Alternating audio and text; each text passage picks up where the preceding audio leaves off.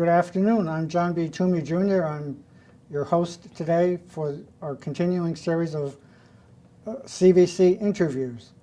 Today, I'm pleased to have with us our Bolton's Senior Citizens and Community Services Director, Carrie Concatelli, and Michelle Puzzo, who's with the Your Community Cares.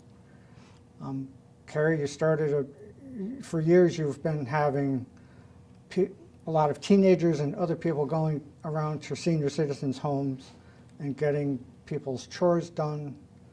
With COVID, I suspect that hasn't been quite as easy a task to accomplish. How did you get to the point of moving beyond just the community? Well, you're right. We did have the Senior Needs Assistance Program, which we like to call the chore program, for many years in Bolton, which was through a grant through the North Central Area Agency on Aging. And the goal was to connect. We had teenage employees between the ages of 15 and 18 who would be connected with seniors living in town of Bolton for various chores inside or outside of the house. And we had had that program for a very long time. At the start of the pandemic, we did put the program on hold because of really wanting to make sure everybody was safe. Yeah. So that was what we did have as an existing program, but we were kind of looking to change it a little bit, to really improve it. The model that we had wasn't quite working as much as we wanted it to, because there are a lot more seniors in town than there are students available. So we were kind of looking to really revamp the program, and we're considering other options of what might work for the residents of Bolton, and that's when we learned about Your Community Cares as a local nonprofit based right in Manchester. And what were your goals in hiring a nonprofit? Well, part of it was that it's a lot about connection, and as I'm sure Michelle will talk about, their platform is an online platform, so it's a way to connect people throughout the community in this area, and just an infrastructure that we didn't have available to us. So they had a really great system already in place statewide, so that was what we were interested in partnering with them for. Oh, that's good to be able to use nicer resources like that. Michelle, how did you come up with the idea of doing this kind of thing? Well, I'm a physical therapist by day, so I saw the needs of the community, my patients that really needed more help.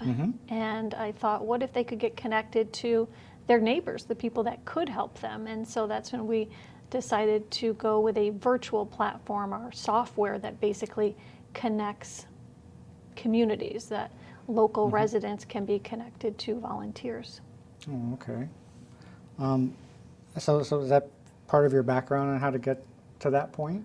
Yeah, I've used my 20 plus years of doing physical therapy and have applied it to make sure that we're a resource, an advocate, and sort of like the yellow pages for those people that are in need, that are living at home and really need help. Yeah.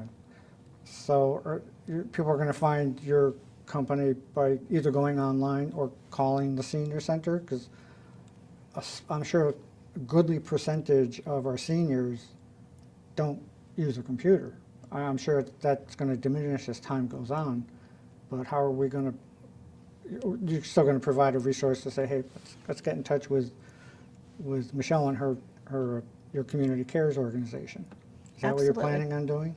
Yep, we do have that in place because we don't want technology to be any kind of barrier for people who would like to participate as community members.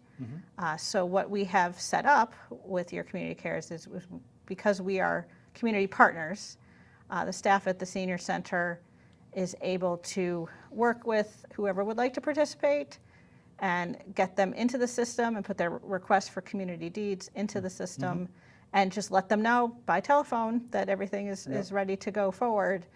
So they can do that from the comfort of their home, right over the phone, working with our staff.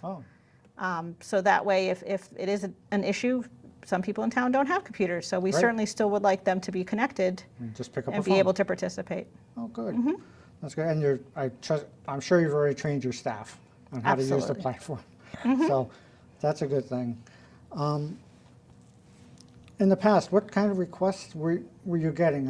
I know I'm just a couple of years away from being eligible to do this myself, but I know people have done like lawn raking, and I've seen kids, helping with chores like that and shoveling. What else do you hope that they can offer citizens of Bolton? Well, they have a pretty extensive list of possible community deeds, which could be a really small thing, like help with watering plants. It could be something around the yard, especially this time of year. There's always something seasonal going on, Yep. spring cleanups, etc. Right. But it could be a small household task as well. Like So it could be a little bit of faucets? help with laundry or housekeeping. Oh, okay. Yeah, it could be companionship. Many people are even just still that. Oh. home and lonely. They're either widowed or have less family. Mm-hmm. We're getting a lot of people that want some companionship. Okay. And also, the volunteers don't do any personal care or licensed work. So it wouldn't be plumbers, it's not any licensed work. We want to keep that Oh. to the professionals. Oh, okay. So it's household tasks that Oh, so are it's- difficult to do, like laundry, cleaning up. Due to mobility issues, it's very difficult sometimes to be able to live in your own home to 80, 90, 100, which many A lot people of are people- living sure, longer and sure. longer, which is great. But it does become challenging to maintain your home when you do have mobility issues, Yeah. sight issues. It Yeah. can be a variety of reasons that people are disabled Okay. in any way. So it's not home health aid? and No. No plumbers, no electricians, Right. carpenters? These are everyday people that can drive you to a doctor's appointment, Oh. or so transportation, household tasks, yard work, and companionship. Those are the 4 categories that the community member can call Carrie's office, and they can say, on Friday or Saturday, I'd like a volunteer to come out and do some yard work. Then Carrie will put that into the system, and when a volunteer accepts it, Carrie will get notified and call that community member and let them know what Yeah, time yeah. the person is coming. Now, in these times of COVID, are all of the folks that you send out, have they been tested for the virus, and have they been vaccinated? We are not asking, that's not a requirement. We're asking them to follow the COVID-19 protocols, which is the 6 feet apart and wearing masks. But we are a statewide organization. We're 100% volunteer based, so we have no staff. So we aren't able at this time to set those types of parameters in place. Okay, so they're volunteers, and we've been having volunteers. Are these volunteers just volunteering, or are they being paid? No, They're just no pay. volunteering? Yep, just volunteering. People that want to do good in the Oh, good. community, Oh, good. that have time to, give back in their community and really want to help their Okay. neighbors. Okay. Is there any vetting process? The world has changed, when I was a boy here in town, we left the doors unlocked. Yeah. Those times are gone. Do you go through any security clearance or any type of vetting of these volunteers? All the volunteers and all the participants on the platform are background checked. So we do a 7-year history on all participants. That's community members, they might have just moved to town, and also the volunteers. So everyone has a background check, and then if they're a transportation volunteer, they'll have a driving history Good. check as well. And we are fully insured. Okay. Oh, okay. That's good. Regarding the background checks, who does the background? I mean, is it the state police? It's a third party called Absolute Background Search. Who are they? They're a background check company. Okay. Where are they out of someplace? They're out of local? Florida. Florida. Yep. Okay. So the police aren't, you're not contacting the FBI or anything like that to see about these people? You're trusting on somebody out of state? It's a background check company, so they do a 7-year history on everybody, just Okay. like the police would do. Yep. Okay, so they have they have access to the same resources Yeah. that the police would? Okay. Oh, yeah. Okay, that's good. We're also part of the Connecticut VOAD, which is the Volunteer After Disaster organization in Connecticut. So they, everybody uses an online platform for doing background checks. Oh, okay. That's standard. Okay. So if we're having people assuming that there are people in town or helping other people in town, what do you see the benefits of the volunteers? The benefits for your company? Well, Your nonprofit. yeah, You are a nonprofit, I'm sorry, I Yes. forgot to ask that. yes, we are a nonprofit, 501c3. 501c3. Yep. Good. So the benefits to Bolton residents is that they're improved community connections, the ability to connect to your neighbors that you might not know need help. You might want to give back in some way, but you don't want to have to make it Saturday from 8 to 12. You want to do it on your schedule. So it really allows the volunteers to pick and choose the times that are convenient because of our innovative technology, the software of yourcommunitycares.org, which is our website. Okay. Your Community Cares, tell us about how you named it, because it makes sense. I mean, and to read it, it's like Your Community Cares, but Yeah. it sounds like you're emphasizing your. Yes, we wanted you to feel like you are part of your own community. And that's why instead of putting the YOUR, everybody is doing, talk texting and, trying to simplify everything Sure. nowadays. So we wanted to make it a little bit different and make sure people felt like they were giving an impact and could make a difference in their own community. Oh, good. That's very good. What do you think would help people? How would you increase the participation here in town? Do you have some strategies to either communications or online or websites or Facebook or anything else? Yeah, I think Newspapers, Carrie's put it TV? in the. Well, TV, here we are. Right. Yeah, we launched our partnership back on April 1st, thinking, the beginning of the spring, like we said, it's a great time to get outside and do some of these chores around the yard, especially. So at the time, we notified anyone who had participated in the program within the past 2 years because we thought they were likely to be interested. And we also put it in a lot of our newsletters through the senior center and through the town bulletin to let people know that this was available, both for community members to participate, which we've had quite a lot of interest so far. We've really had a great good. turnout. Oh, good. But also because we know there are a lot of groups in town who like to volunteer. I mean, as you know, John, Sure. this town is incredible. It's very generous, all our residents. And we have quite a lot of groups that some haven't necessarily been able to meet as often recently, but in town we are really lucky to have between the religious groups, the civic organizations, we have scouting, we have, all sorts of even athletic groups. We have all sorts of people in town that are wanting to get out there and help their neighbors. Sure. And this kind of gives them the ability, like Michelle said, to kind of go according to their schedule of when it might work to go and help someone for an hour here or there. Yeah. Could really make a big difference for a neighbor that could be down the street from them. Yeah. So it's something that's very local, easy to get connected with. Yeah. So we did reach out to a lot of those groups, and I'm hoping, as they have a little more time over the summer and get together more, that as conditions keep improving, that we'll have more opportunities for people who would like to do as individuals or families or groups of people, that they can kind of come together and help the community, because it really is a two-way street in that sense, that it's a benefit for both parties involved. And there's definitely a huge sense of community service in our town, and that's something that I really appreciate about Bolton. Yeah. Good. As a newer resident to the town, of course, than most of you guys, like yourself. But I love living and working here, and that's one of the reasons, because there is a great sense of community here. Yeah. And this is so much more than just doing everything on Zoom that we've been doing for the last 14, 15 months. Absolutely, especially if you can get some fresh air. Why not? Yeah, that too. Zoom is great because you can see all your friends, even though everybody's this big, but, so we haven't lost touch. Right. But I think this will help make it more personal, and if they're going in safely into people's homes.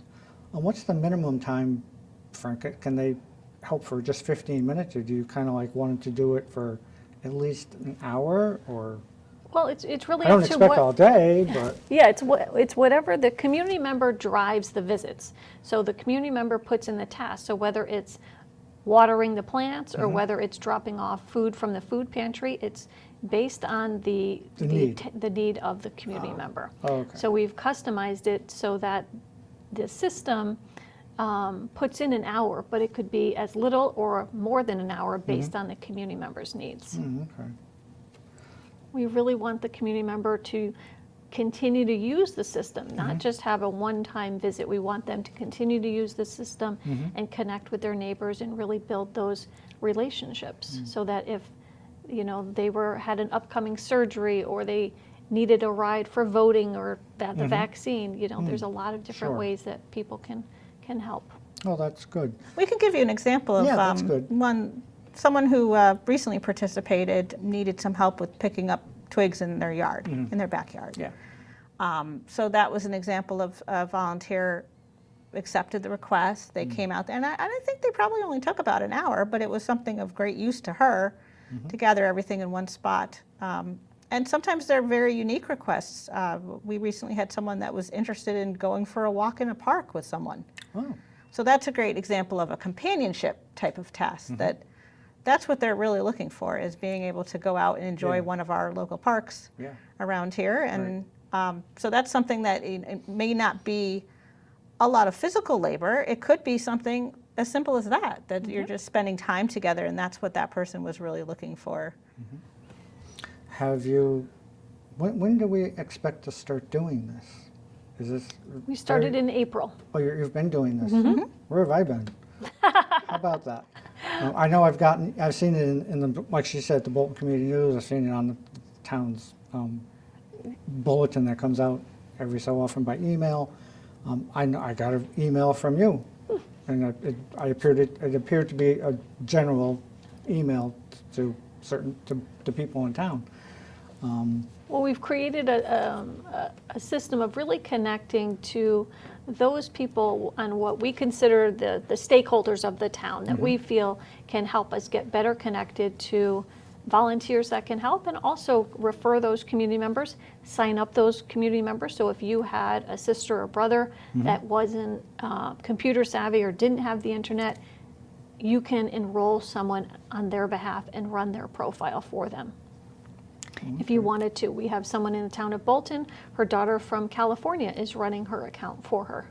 So there's a lot of different ways that people are getting connected if your family wants to get involved too.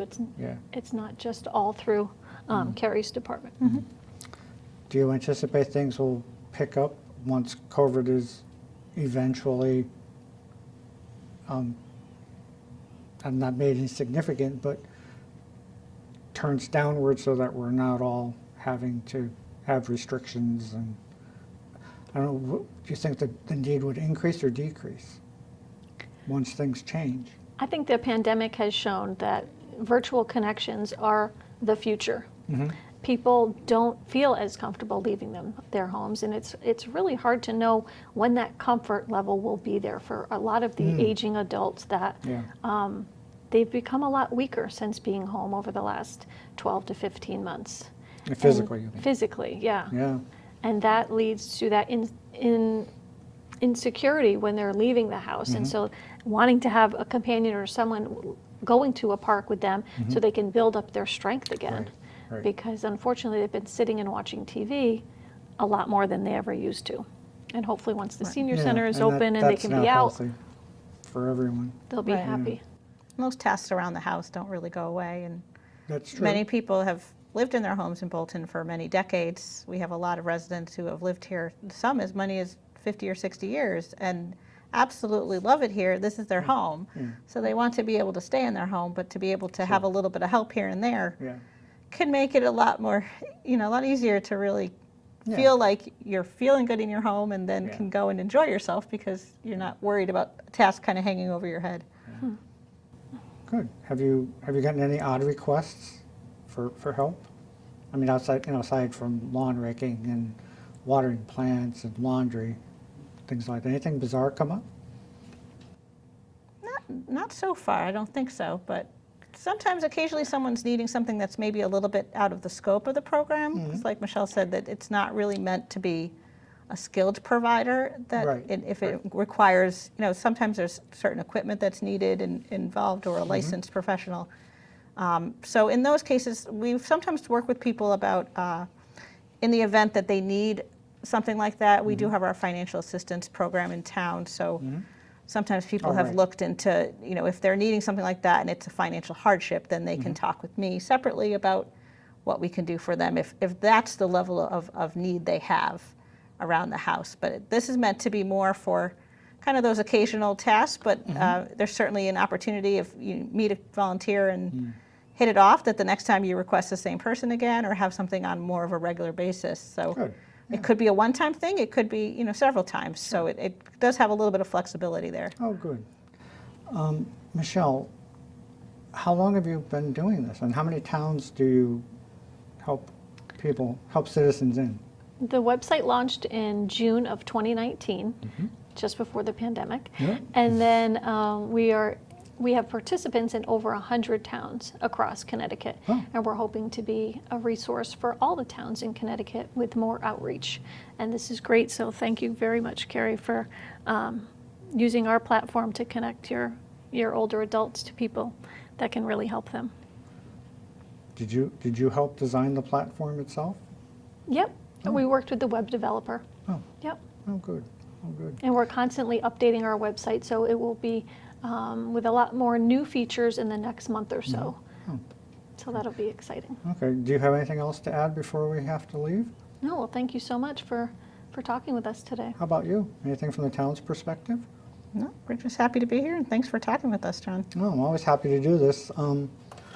Well, we're pretty much set for today. I'm so glad that you all could join the show, and here's to CVC for helping us one more time.